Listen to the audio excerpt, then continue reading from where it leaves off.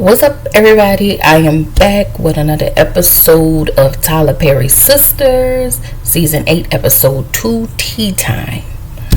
Alrighty, y'all. So, the episode opens up with Robin walking into the interrogation room, and Andy asks him, "What are you doing here?"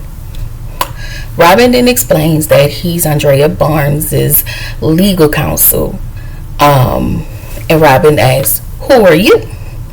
So, y'all, I thought his name was Detective Wyatt. I guess it's Watt. Detective Watt introduces himself and says Andy screwed him over. Robin says this interview is over. So, y'all, Detective Watt continues to verbally abuse Andy because he's mad because she didn't testify against Gary. Robin tells Andy, Robin says Andy wouldn't divulge any information without her counsel being present. Y'all, I'm going to keep saying this, but I was just really looking at Robin and Robin looked good, but that's all I'm going to say. So, Robin asks why hasn't she formally been charged? And Watt says because they don't have all the evidence. Whatever, sir. Whatever. Please, just need you to get out of our face, okay? Call us when you have something. So Robin tells Andy to grab her purse. And Andy tells Robin, I came voluntarily. Robin was looking at her like, I know you lying. Girl, why would you do that? Whatever. This the part where Detective Watt tries to get real sporty, getting out of his seat like he accomplished the goal or something. Child, he thought he ate. So then Robin came back with that 1-2 sucker punch and tell him, I know who you work for and I play golf with the people that they work for, and one phone call from me and you'll be investigating how your career went down the toilet so fast. So then y'all Watt chuckle, and I was just like, sir, goodbye, whatever. So Robin says to Andy, let's go. And y'all know he was a little forceful, but it was like, let's go. Sorry.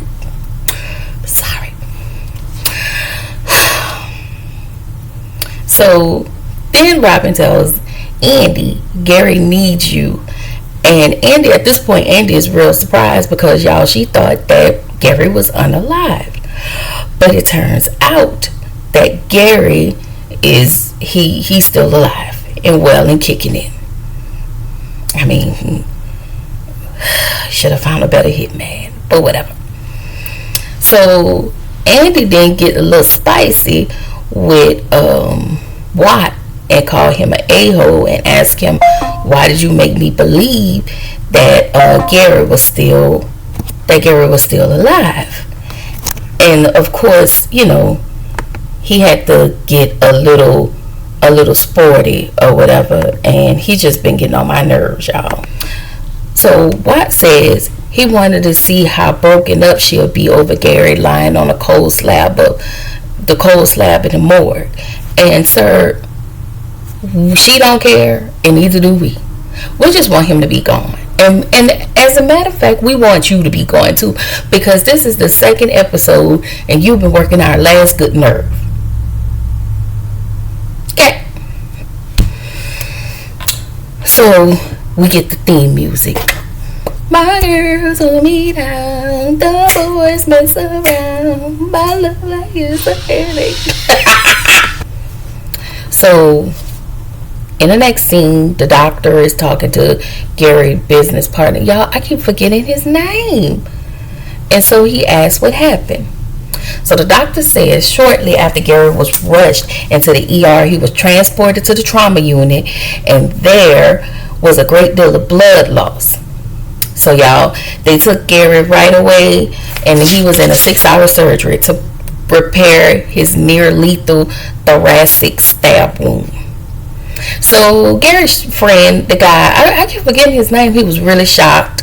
He was like, "Wow, 6 hours." And so the doctor says that the stress was too much for Gary, and Gary suffered a myocardial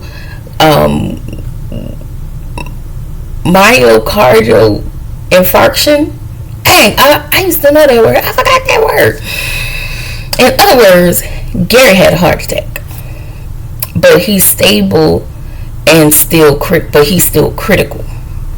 So Gary's friend tells the doctor to do everything he needs to do so you can save him, and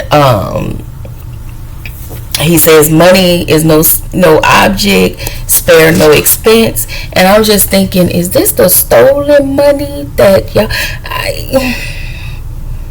like, is this y'all money, or is this stolen money that these people looking for, which is why he's being investigated? But carry on.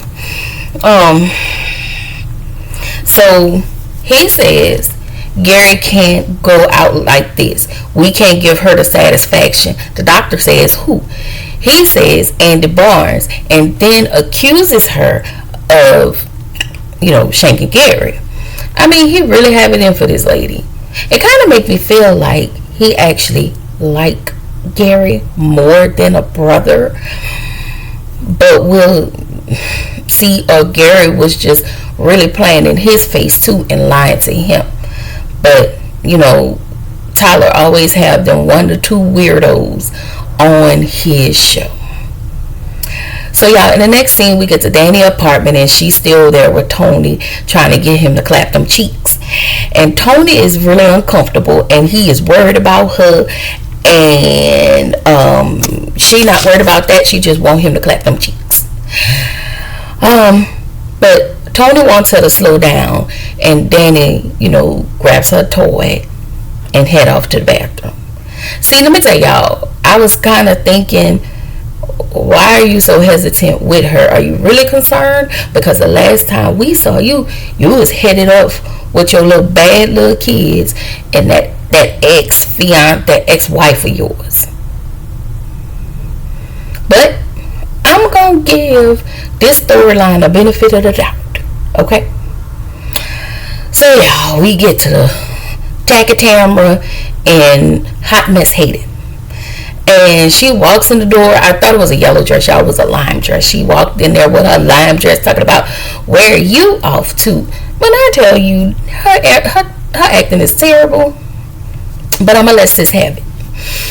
So Hayden lies and said, oh, we going on a work trip. But I didn't know he put Tamara out. I want to say, I think I remember him saying that to her.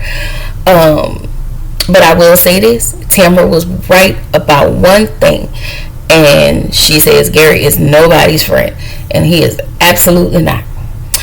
So keep calling her Tamara. Tamara asked if he wanted to get anything off his chest, so she was kind of accusatory, wanting to know if he did it, like he gonna tell you that. And so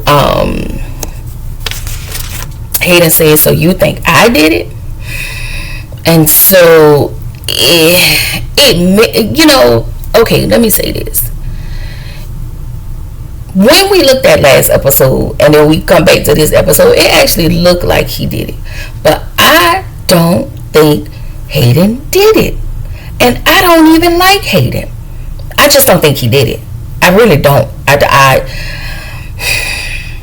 don't think he did it. So in the next scene, we get to Sabrina's house, and her and Rich is there, all in love and lovey-dovey and, whatever. And of course, what does he try to do? Chew on her underwear.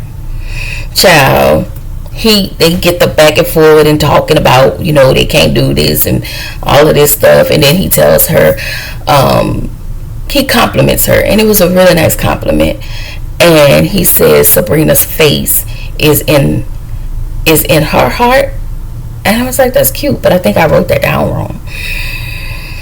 So Sabrina actually has to wait 2 weeks before she can get before she can get them cheeks clapped by Rich. But he all of a sudden wants to show her that he can take care of her in other ways. It's really given, you don't want nobody else to do right by her, so you don't want to do right by her. And I really got my eye on Rich, and I just ugh. So y'all, we get the Karen house. She still got on that black dress and them unborn twins, and Pam. Yeah, Pam is at the house because Pam bought her some food and a drink. So Pam was like, we can name the kids Zachnisha and Aaronisha. Pam, please. You will not be responsible for naming the children. Ghetto. So Karen asked Pam, why are you here? And Pam was really smoothing her over, like, I'm here for you, just trying to check on you, and blah, blah, blah. And then she gave her the food and the almond croissant, and she bit into that almond croissant, and she didn't even get 2 bites into. Pam was like, what's going on with Gary, ma'am? I really tried. I tried my hardest to give Pam and that stripper outfit the benefit of the doubt. And then, did she say this was her off day? Yeah, because she was dressed like, she was going to a party. Okay? But as soon as Karen and her unborn twins I'm sorry, y'all, that's what happened. So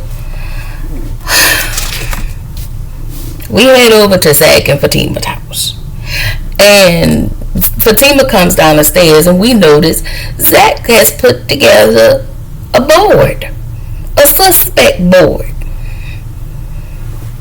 It's given Daphne and Fred. Okay. So we, Fatima look at all the pictures on the board, and so we look at Zach's picture. So why you have that model-esque picture on that board? This is not a model portfolio. This is a suspect board. Okay?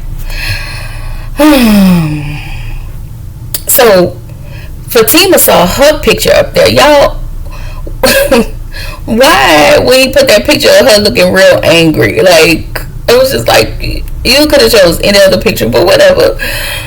And she was like, why is my picture up there? Sir, why didn't you think your picture was not going to be up there? Okay? So, Fatima scratched off the board and changed the board, because now we find out, of course, that Gary is still alive and well and kicking it on this side of heaven.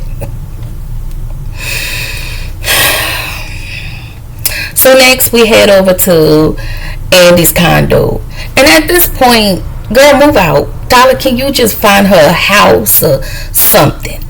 Because the condo ain't it. And I don't know if she can't sell a condo due to the investigation or whatever. Gary got wrapped up, but I would just throw the condo away. Child, do like Bernadine on Waiting to Exhale and sell everything for $1. So she tells Robin thank you. She asked him how did he know about what was going on. He said somebody from the precinct, I want to say, called him.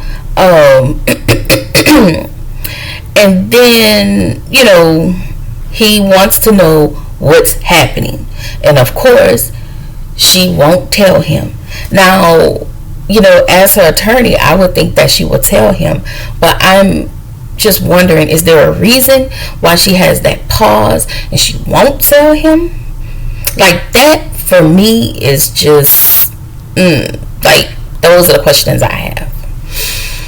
So y'all, we get back to Hayden, and then this is where he accuses Tamara of shanking Gary.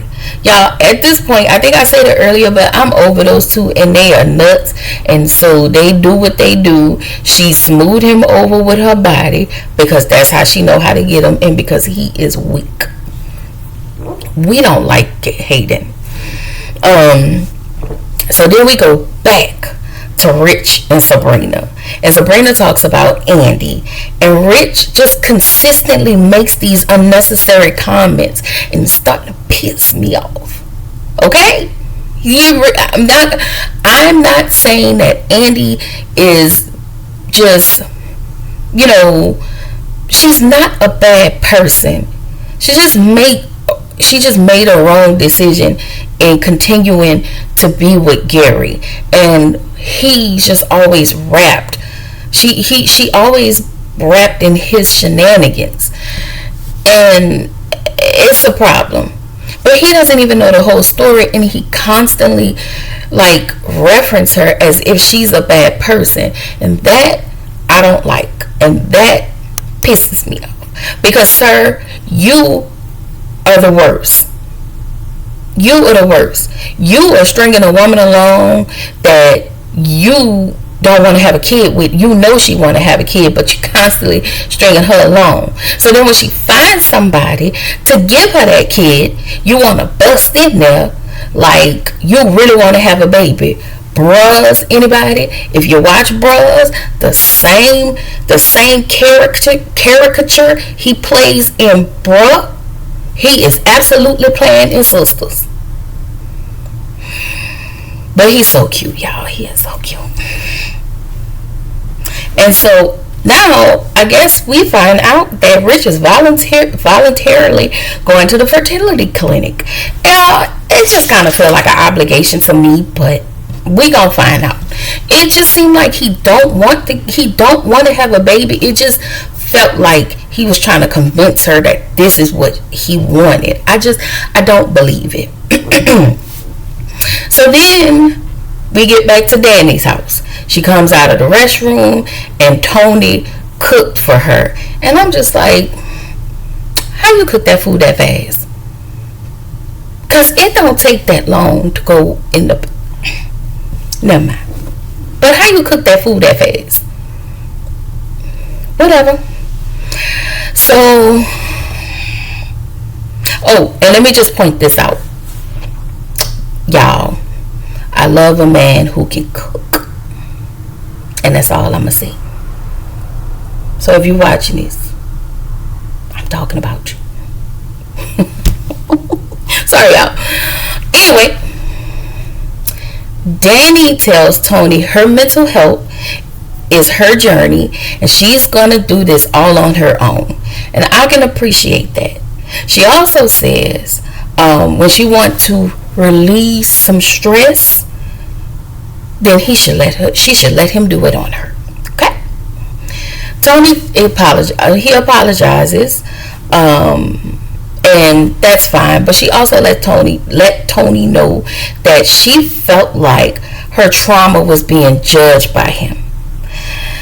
And I just felt like that was a good scene because she really created some boundaries, and I think he feels like he really have to hone in on her, like she's just gonna make terrible decisions and spaz out. Danny is Danny, but I really like who she's becoming now. I mean, I've always liked Danny. Danny has always been my favorite, but I like who she's becoming, and how Krisha, her therapist, is really, really helping her. That is a true therapist. When you get somebody and you start to see the changes and you start to grow and you start to become different, that is good therapy. Anyway, we head back over to Karen and to Karen's house. Y'all, I feel like I'm doing a lot of driving in this episode because we keep bouncing back and forward, metaphorically speaking. We just keep bouncing back and forward, y'all. It's a lot. And Pam talks about the business plans. She said Miss What's her name? Yeah, Miss Willis want to see her business plan, and so Karen it explains to her, about the business plan. She tell her she'll make a mock one for her, and she can just piggyback off of that one. And she also let her know that there are grants out there for small business owners. So I appreciate that, y'all. Listen, Karen is really giving me first season calm Karen, and I'm starting to like it. Okay, I feel like she don't annoy me. Her black dress and Zakisha and Aranisha do not bother me, and I'm okay with that. Thank you, Tyler. So Rich, we go back to Sabrina's house, and Rich doesn't want Sabrina to stress. So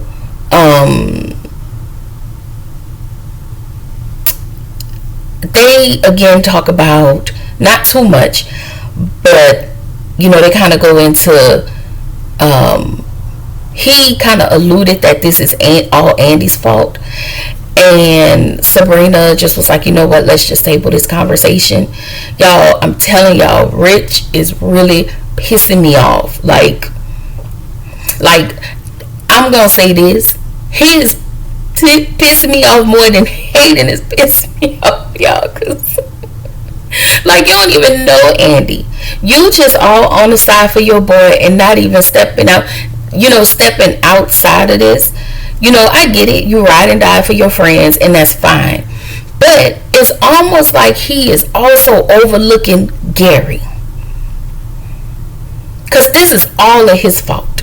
Now, I will say this, Andy should be able to say something. You are an attorney. You know how to word things. You know how to make stuff make sense.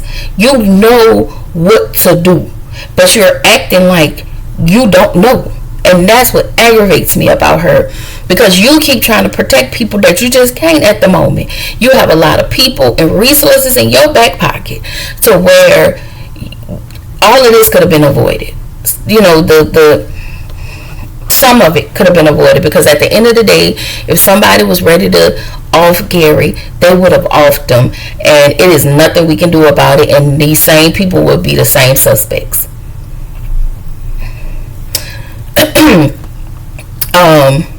So we go back to Hayden and Tamara's house, where they just finished, he just finished clapping them cheeks.